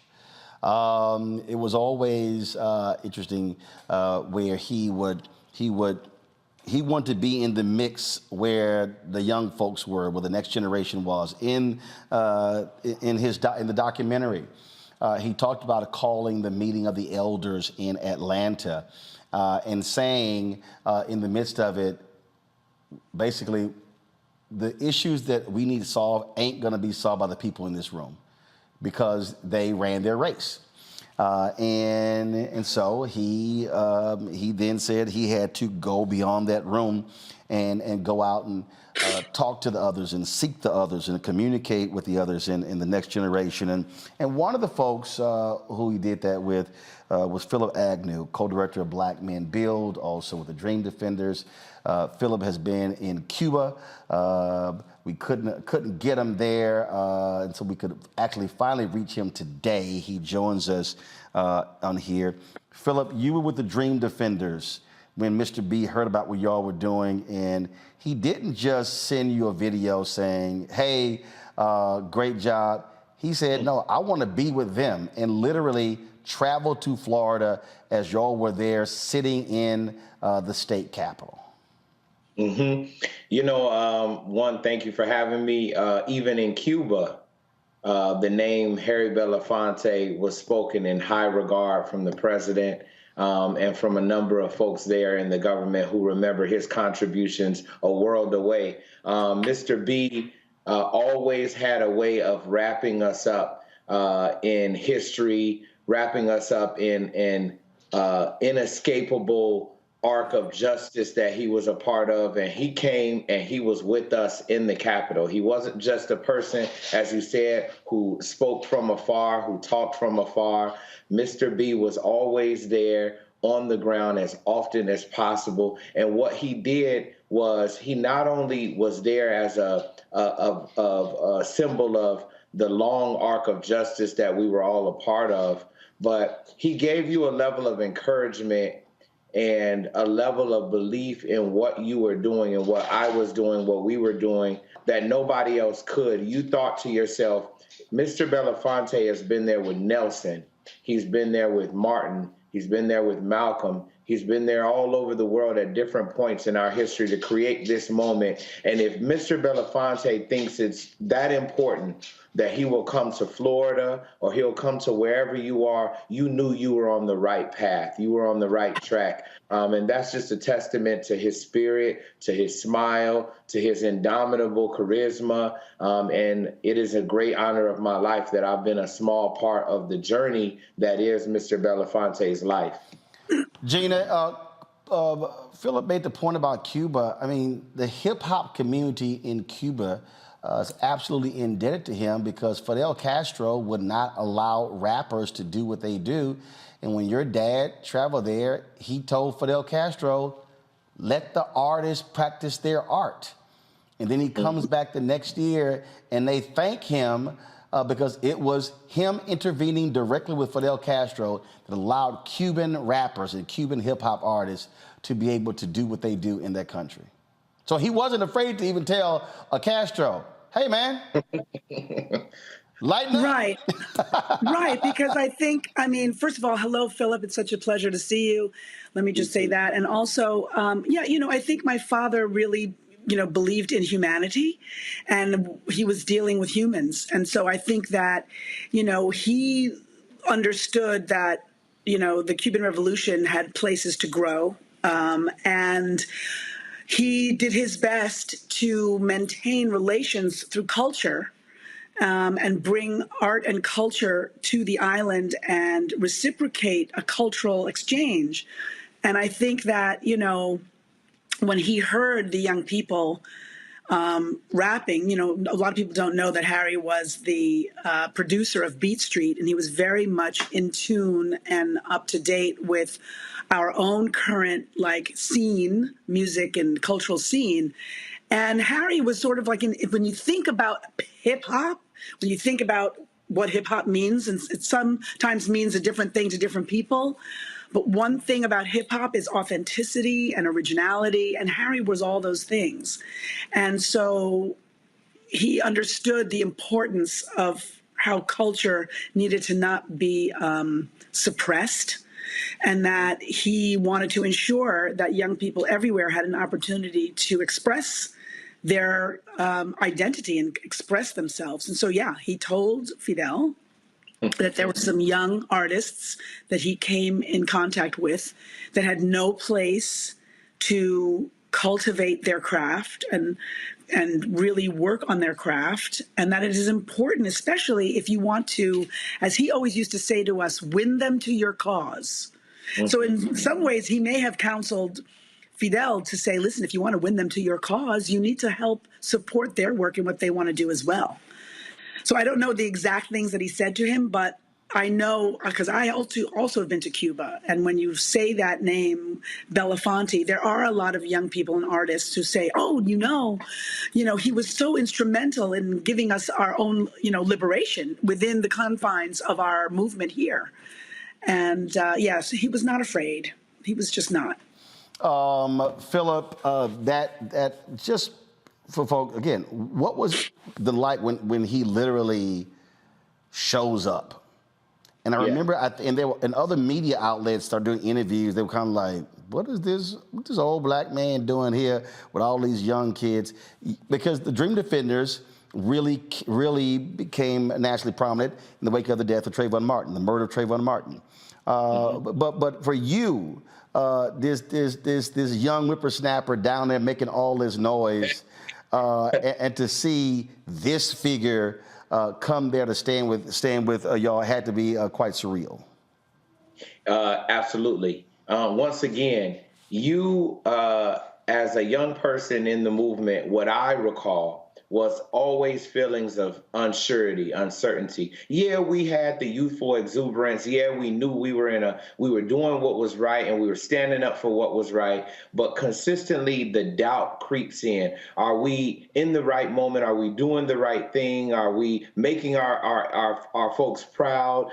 Do we know what's going to come next? Mr. Belafonte coming there quieted all doubt internally, that we were in the right moment, that we were the right people for the moment, that no matter what happened next, that this moment was ours, and that once again, we were a part of a long trajectory of freedom fighters the world over. And it's interesting, So he did what Gina said earlier.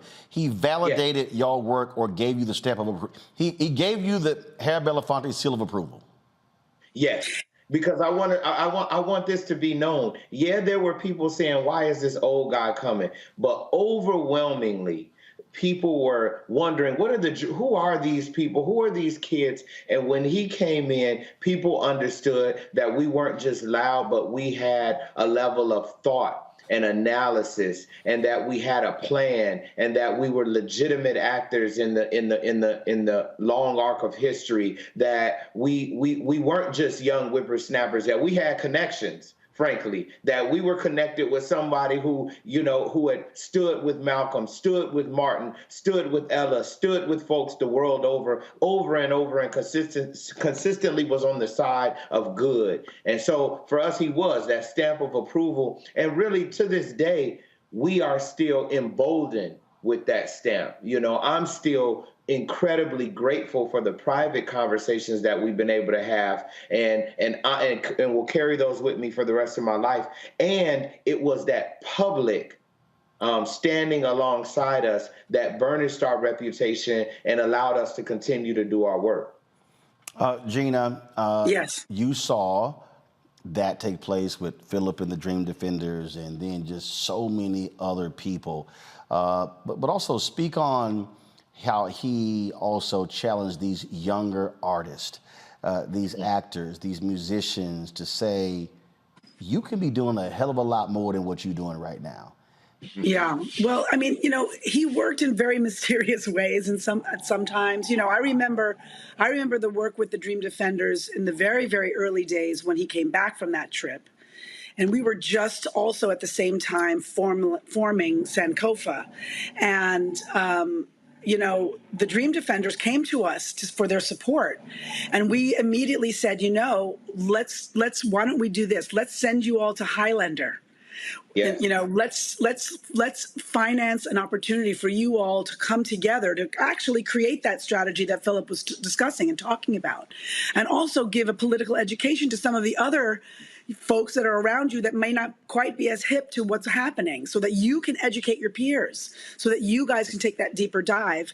And he wanted to do that same thing with artists. Many artists looked at Harry like he was just an anomaly. Like they didn't get, how were you able to be so outspoken? How were you able to do what you do and did what you did and still maintain your career and still maintain your level of celebrity? And I think, there are a couple of things to be said about that. Certainly it was a different time. We did not have the same kind of technology. The cancel culture, so to speak, was not quite as hot as it is here. The cancel culture came from the government predominantly. And, while my father was in some ways blacklisted and fired from jobs that he no longer wanted to participate in if they had to be of a certain way, he was able to be authentic and true to his voice. And so he wanted to find a way to engage young artists in an opportunity to understand that there are strategic ways that you can use your platform to educate your audiences, and that you can bring your audiences in to let them know about what some of the things that are happening around you, whether it's through your lyrics, whether it's through the music you choose to sing, whether it's, documentaries or the films and the stories you choose to tell. Not everyone has to be on a front line. That's not for everybody. But there is a space and a place for all of us to show up and to participate. And I think that he wanted to really let young artists and all artists know that there's work to do and we all have an opportunity to participate. Philip, you talked about a lot of those conversations. There were a lot of things that you can remember, but what's that one thing that stands out the most? Oh, that's hard. You might stump me here. I wouldn't be a good alpha if I didn't. You know what? You're right. Now I got to be a beta new alpha here, FAMU alpha, and respond. You know what? Because right now I've got to be genuine and authentic with what comes to mind. What I will always remember about every conversation that I've ever had with Mr. B was how intently he listened to me. I'm trying right now to recall some pearl that he told me, and I actually have a bunch of stuff recorded on my phone, Gina, from conversations that I've had with Mr. B and Danny. But the biggest thing that will always stick with me was sitting in a room with Mr. B and watching him look me in the eyes and listen to what I had to say intently. He wouldn't, he would lean over, Gina, you know about this, and he would just be listening. And I remember I would get done with a rant and I would get done with saying something that I thought was smart, but really didn't feel quite sure about. And he would always look at, and he would ask the most insightful questions. And he would want to pull more. And he made me know and feel that there was a brilliance inside of me. That's the biggest thing that I will remember. Yeah, there were quotes, him always saying, I'm better than I deserve, and him giving us the quotes from Paul Robeson that artists are the gatekeepers to truth, and, you know, all the different things that at some point almost became repetitive because it was just a part of who he was. But it was how much he listened and how much he really edified the words that each one of us said. And some of us might have been saying some silly stuff. I know I might have been saying some things that weren't the most well-researched and didn't come from a whole wealth of experience, but he listened and he told us that what we had to say meant something and it was worthy. And even if we weren't always precise, we had to say it. It had to be said. And so that's the big thing that I can recall for you that is genuine and authentic, is the biggest thing that will always land on me is I knew when I spoke with Mr. B, he wasn't going to talk the whole time. He was going to require that I spoke up, and he was going to listen, and he was going to respond with the level of insight and questions and interrogation and curiosity that made him who he is and who he was. Frat, I appreciate it, my brother. Philip, thanks a lot. Yes, sir. Thank you very much. Love you, Gina.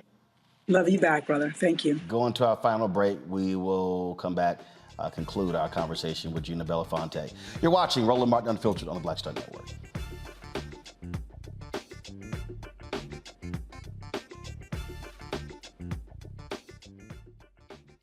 On the next Get Wealthy with me, Deborah Owens, America's Wealth Coach, nurses are the backbone of the healthcare industry, and yet only 7% of them are Black. What's the reason for that low number? Well, a lack of opportunities and growth in their profession. Joining us on the next Get Wealthy is Needy Bartanilli. She's going to be sharing exactly what nurses need to do and what approach they need to take ownership of their success. So the Black Nurse Collaborative really spawned from a place and a desire to create opportunities to uplift each other, those of us in the profession, to also look and reach back and create pipelines and opportunities for other nurses like us. That's right here on Get Wealthy, only on Black Star Network. Black Star Network is here. Oh, no punch! I'm real revolutionary right now. Thank you for being the voice of Black America. All momentum we have now, we have to keep this going. The video looks phenomenal. See, this difference between Black Star Network and Black-owned media and something like CNN. You can't be Black-owned media and be scared. It's time to be smart. Bring your eyeballs home. You dig?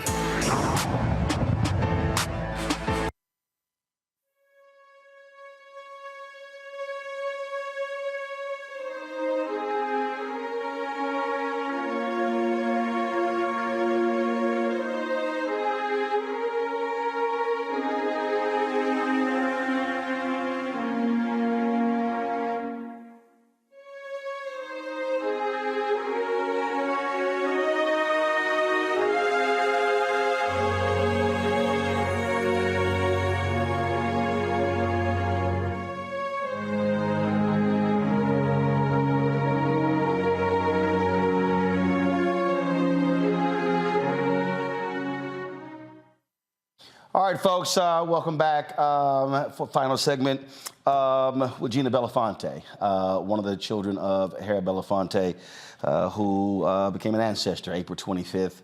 And so, Gina, this is a photo here. You, your father, your sister leaving Capitol Hill after a lobbying. And the thing that I thought that was great, first of all, with that photo is that, one, the smiles on the face of you, your sister Sherry, your father, and we mentioned Fidel Castro, but this is a man, he was a man who had no problem challenging power and pushing folk to do right. My first actual encounter was when I had to edit a piece in Savoy magazine, a Q&A. Roy Johnson was editor-in-chief, and I had to whack some stuff, and I was like, man, I run all of it. This was pre-internet, so we couldn't do that. And he had no problem challenging President Barack Obama. And so it didn't matter. Didn't matter what your position was. He fully expected more of political leaders.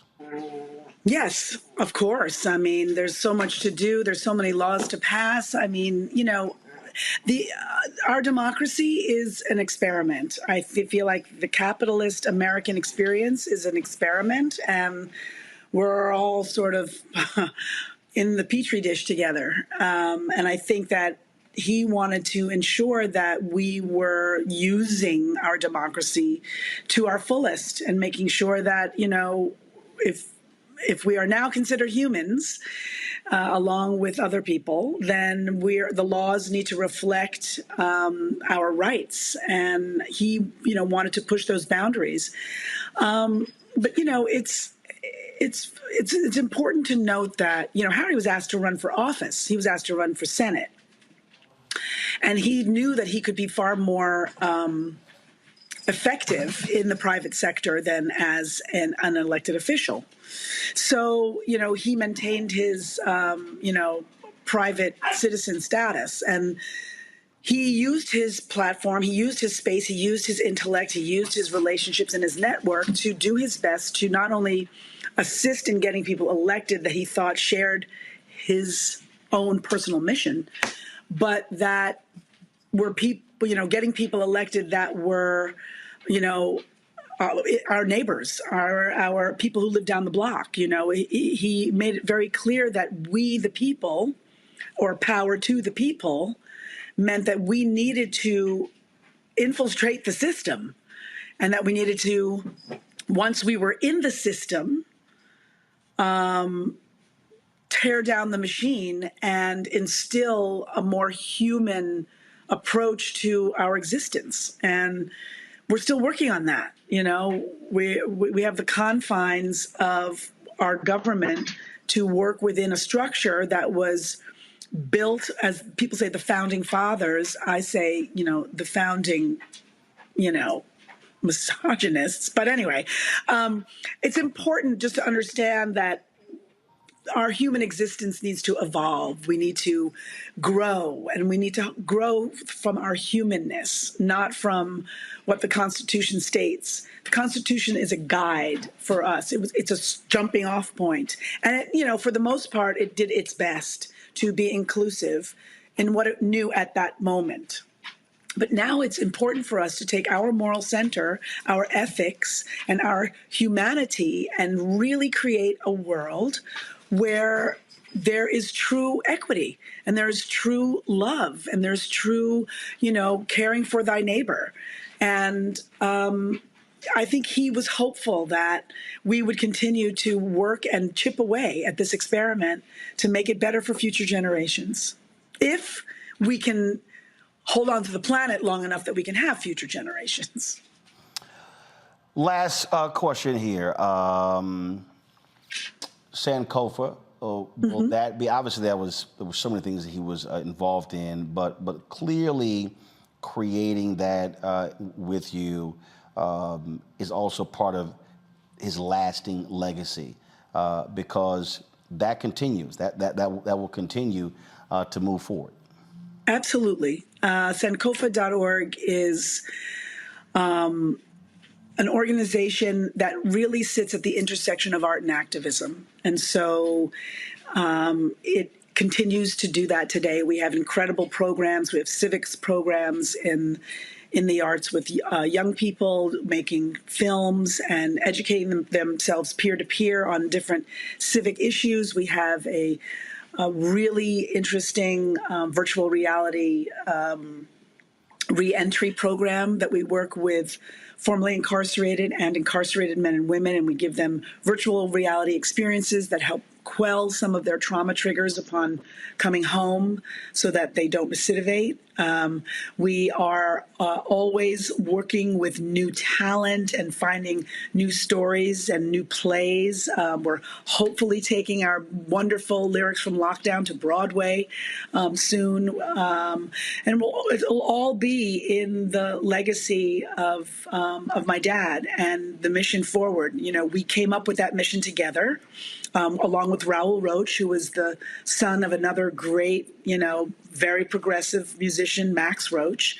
And we built Sankofa in the belief that it could be eternal, that really it is culture that really leads in very many ways trends and the way in which that we, work with one another moving forward. So Sankofa is really moving along. We're strong, and we're excited to continue the work.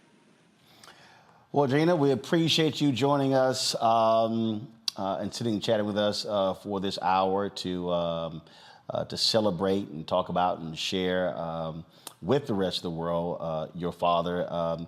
Andrew Young said something to me about Dr. King that I think certainly applies. He said, Martin may not physically be with us, but the reality is he's being talked about every single day. One of the things that we've seen over the past 10 days is that so many people have been posting photos and memories and sharing thoughts with regards to your dad, what he meant when they crossed paths with him. And there's no doubt the things that he was involved with will continue to be talked about from here to eternity. That's what it means to have a life of impact. And it's a whole lot that he did in those 96 years. That's true. That's true. And also, let me just say, there are a lot of spaces and places where my father has embedded his mark. Sankofa.org is one of those places. The Gathering for Justice certainly is another. My sister has a foundation called the Anir Foundation, which is an incredible foundation. My brother is soon to launch his own personal Belafonte Family Foundation. My other sister, while she doesn't have her own, she does a lot of work with the Lily Claire Foundation. So we're all, whether he's literally founded the organization with us or whether we are just extensions of what he instilled in us, of the Dream Defenders or, wherever it is. I think of all of the places where he sat on boards and whether it was actual boards or advisory boards, whether it had to do with AIDS, HIV crisis, or whether it had to do with the NAACP Legal Defense Fund, or there's just so many places, the Advancement Project. He really, really wanted people to know and understand that he supported many different movements for the civil rights movement, many different roads and avenues within the movement itself. He wanted to ensure that people had opportunities and spaces and places where they could choose what was most authentic to them to support, to help continue to raise up, and to be a part of. So my thing is always to encourage other people to get involved and to find something that is authentic to you, to find a way that you can also participate and carry the legacy forward.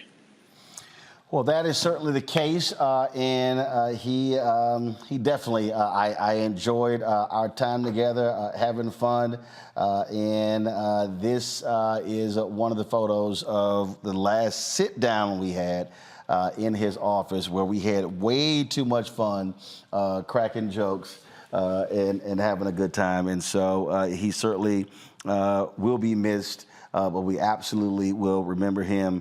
And as long as this show is here, as long as I am here, that portrait will always be in our studio where we would pay respects to your dad and what he meant to me, but also to African Americans, to this country, and to this world.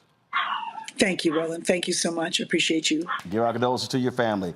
Gina Belafonte, thanks a lot. Peace. Folks, that is it for us this weekend. We're going to live stream, we're going to restream the 2 one-on-one interviews that I did with Mr. B when I was at TV One. We'll have that for you. And also, I've not shared with you when we, some other videos when he accepted the award from the RFK Foundation. We're going to have that for you on Monday. And also at the Many Rivers Festival, he actually sang. And I recorded the video on stage. He sang that night, and that was the first time he had sang publicly in a very, very long time. And then we'll have that for you as well. Folks, that's it for us. We appreciate it. Thank you so very much. We'll see you on Monday right here on Roland Martin Unfiltered on the Black Star Network. Support us in what we do. Download our app. Also, you can also join our Bring the Funk fan club, and so you can join us right there. And when you support us, you get your name on the list that we run every single Friday. Thank you so very much. I'll see y'all on Monday. Holla!